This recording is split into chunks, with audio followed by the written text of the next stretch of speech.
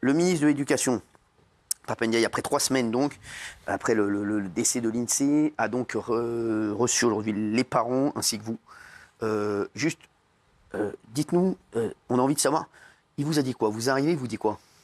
Je vais relayer les propos l'impression des parents qui considèrent qu'il y a eu certaines excuses, certes, mais qui manquaient de sincérité, qui manquaient de profondeur, une absence totale de prise de conscience forte, qui nécessite une action réelle et concrète. Donc rien de concret en fait. Donc il vous a dit quoi? Je vais faire quoi? Il vous a dit je vais voir quand même le directeur de l'établissement. On attendait les résultats de l'enquête administrative qui avait été lancée, ce qui paraît normal, mais là les faits sont tellement énormes, si vous voulez, qu'il n'y a pas à attendre pour dénoncer le comportement totalement anormal du responsable du collège, de l'académie, et même des policiers qui ont pris la plainte pénale, qui avaient tous les éléments, la lettre de suicide, le dossier médical, et qui n'ont rien fait. Il y a une jeune fille qui s'est donné la mort, je suis désolé.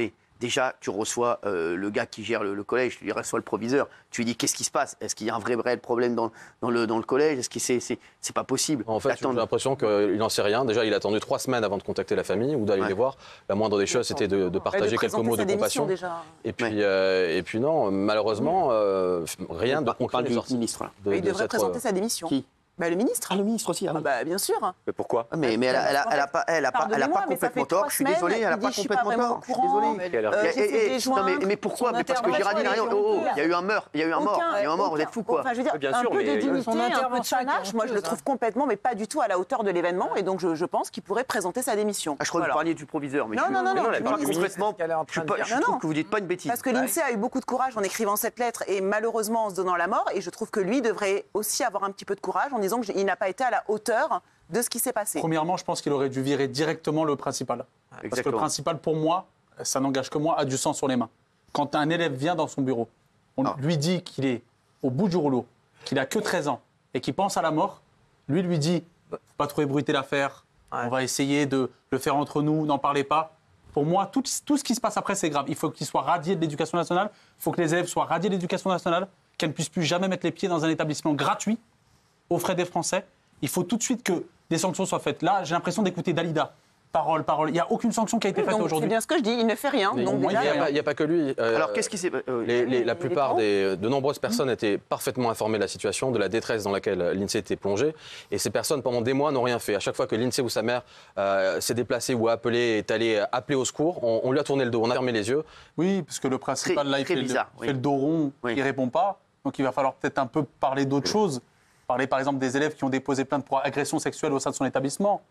Peut-être nous parler de tout ça, de tous ces élèves qui sont harcelés dans son établissement, parce que ça... Alors il a demandé sa mutation. Dès qu'il a vu l'affaire un petit peu s'ébruiter, au mieux d'appeler les parents. La seule fois où il a appelé les parents, c'est pour demander s'ils pouvaient venir au premier rang de l'enterrement. On nous a parlé d'une promotion même.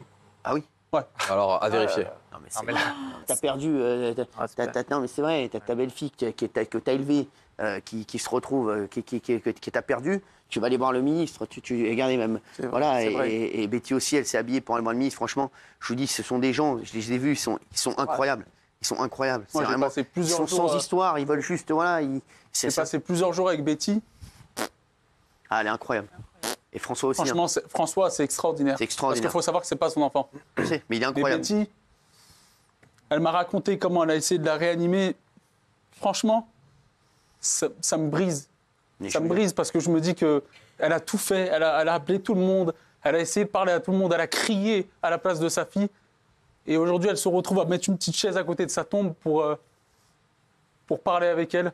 Franchement, moi, à la place des responsables, j'aurais honte. Franchement, j'aurais honte. Donc on démissionne. Il faudrait qu'on arrive à qualifier ça de non-assistance à personne en danger. Vraiment. Gilles. Il y a 2 choses qui me frappent, moi. C'est le ministre, il reçoit la famille 3 semaines après. Il est en retard, c'est terrible. Et je trouve qu'il n'y a aucune empathie. Ah oui. C'est ça. Il n'y a rien. Il n'y a pas de l'avocat parlait de profondeur, mais je trouve qu'humainement, il n'y a même pas de considération, il n'y a même pas d'émotion. On dirait un techno qui parle d'une affaire administrative. C'est terrible. Et la deuxième chose qui me frappe, pour faire écho à ce que dit Ramous, c'est qu'on a l'impression que l'institution éducation nationale, c'est comme l'armée avant, la Grande Muette, ils se couvrent les uns les autres. Il n'y a personne qui est capable de dire « j'ai fait une faute ». On parle de responsabilité collective, ça ne veut rien dire. Responsabilité collective, ça veut dire qu'il n'y aura pas de responsable. Personne n'est capable de dire « on a fauté, voilà ce qu'il faut faire ». C'est terrible parce que, comme vous le disiez, s'il n'y a pas une prise de conscience au niveau ministériel, et même sans doute que maintenant le ministre de l'Éducation nationale est discrédité et dépassé, ça va recommencer, Cyril. Et vous avez des témoignages, il faut mettre un terme à ce harcèlement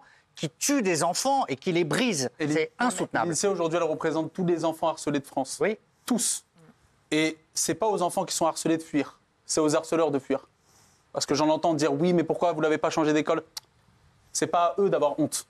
C'est à ceux qui l'ont harcelé, qui continuent de dire qu'ils vont pisser sur sa tombe, qui voulaient venir à son enterrement, qui continuent d'envoyer des messages à Maïlis en lui disant « c'est ton tour », qui l'ont motivé à faire ce geste. Parce qu'il faut savoir que les circonstances dans lesquelles elle est décédée, c'est eux qui lui ont décrit au millimètre près comment les faire. C'est ça qui est important. C'est eux qui lui ont dit « rejoins ton père de la même manière dont il est mort ». C'est eux qui lui ont dit « vas-y, t'es qu'une PUTA, tu mérites que ça ». Et elle avait juste besoin de repos. Et elle a choisi le repos éternel. Donc là, aujourd'hui, si ça ne bouge pas, c'est maintenant ou jamais. Sinon, on ne pourra pas faire semblant qu'on n'a pas entendu. Et je parle pour elle, mais ça doit devenir un symbole pour tous les enfants qui sont harcelés à l'école. Parce qu'un enfant, le principal, il est garant. Il est garant de l'épanouissement et de la sécurité d'un enfant. Quand il fait la sourde oreille, il n'est pas à sa place, ce n'est pas la fonction qu'il doit incarner. On a l'impression que c'est vraiment une mafia, l'Éducation nationale. Mais oui, c'est terrible. C'est exactement ça, ils se couvrent les uns les autres, plus personne ne parle, il y a une chape de plomb. Moi, ce que j'espère, c'est que l'enquête administrative, très honnêtement, j'y crois pas. Moi non plus, j'y crois pas. J'espère que la justice, là, ira au bout. Il y a des mises en examen, il faut que la justice... En parlant de la justice... Et là, ce sera trop tard. On va parler d'Éric Dupond-Moretti, justement, ministre de la Justice. Merci Ramos d'avoir été là. Merci beaucoup.